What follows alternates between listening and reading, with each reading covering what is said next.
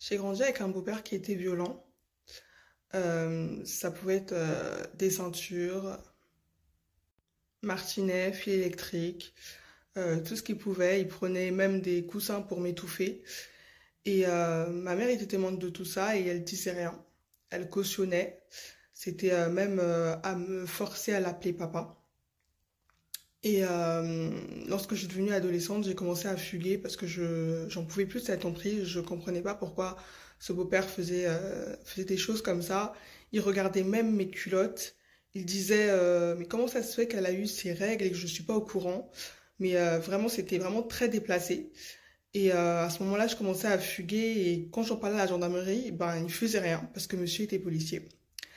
Et ce qui s'est passé par la suite, c'est que monsieur continuait ses violences et il a décidé avec ma mère que je ne devais plus me laver.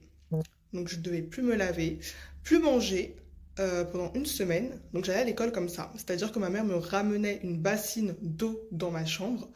Je me lavais avec cette bassine d'eau et elle me donnait des gâteaux. Voilà. Donc j'allais à l'école comme ça. Et je me disais, mais pourquoi? C'était même des fois où mon beau-père venait me prendre mon assiette et il me le jetait à la poubelle et il me disait, tu manges pas. Tu ne manges pas. Et c'était très traumatisant pour moi. Je me disais, mais pourquoi je subis ça?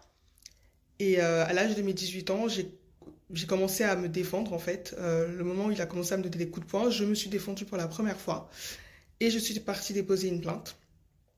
Donc ma mère m'a invitée à retirer ma plainte. Voilà. Elle m'a dit, ah mais pense à tes demi-frères, retire ta plainte. Donc j'ai retiré ma plainte. Et s'en est suivi.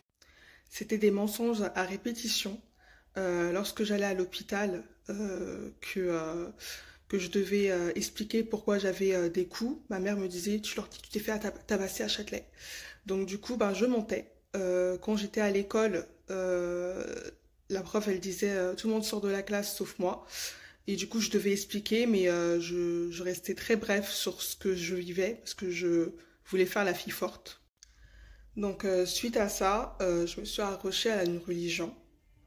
Voilà, je me suis accrochée à une religion en pensant que ça allait m'aider à survivre les maltraitances que je subissais par ma mère. Et là-bas, j'ai subi un... Donc les violences en continu avec ma mère, c'était c'est qui la plus belle entre ma fille et moi? C'était tu es une sorcière, ne viens pas derrière moi comme ça, tu es moche. C'était des insultes, c'était tu es le diable. C'était donne-moi de l'argent, c'était des vols d'argent, c'était quand c'était Noël, c'était je t'offre un cadeau et puis je le reprends. Et voilà.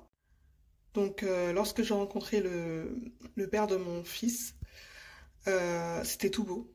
Voilà, c'était tout beau. Il y a eu la phase de love bombing où c'était merveilleux. Je pensais que je rêvais en fait. C'était magnifique. Je pensais que c'était le prince charmant, si on peut dire ça comme ça. Et monsieur me disait qu'on allait se marier. Des belles paroles. Et par la suite, ça a été crescendo. Ça a été des petites dévalorisations. Ça a été, euh, ça a été des insultes à répétition. Ça a été des menaces. Et ça a été aussi du gaslighting. C'est-à-dire que lorsque je vivais des choses que je disais, mais tu as dit ça. Il me disait, non, je n'ai pas dit ça. Non, non, je n'ai pas dit ça. Ça s'est pas passé. Et moi, je devenais folle. Parce que je me disais, mais est-ce que j'ai vraiment subi ça? Ou est-ce que c'est pas ça? C'était toujours des cris, des menaces. Monsieur consommait des produits illicites et de l'alcool devant notre enfant qui était en bas âge. Il pouvait laisser traîner ça par terre. Donc l'enfant, ben, il le voyait, quoi. Il pouvait carrément le boire. C'était hyper dangereux pour lui. Il faut savoir que du coup, ma belle-mère, ma mère et mon ex-partenaire se sont alliés. Ils ont décidé de, euh, ils ont décidé de me mettre la pression ensemble. Donc ça a été très très difficile. J'en ai fini par déposer plainte. Voilà. Il y a une plainte en cours contre ces trois personnes. Faut savoir que je me suis enfuie avec mon enfant du jour au lendemain. Donc monsieur, quand il est rentré, il n'y avait plus rien. Je suis partie avec tous mes meubles, mon enfant, et on est parti. Ils ont retrouvé mon adresse.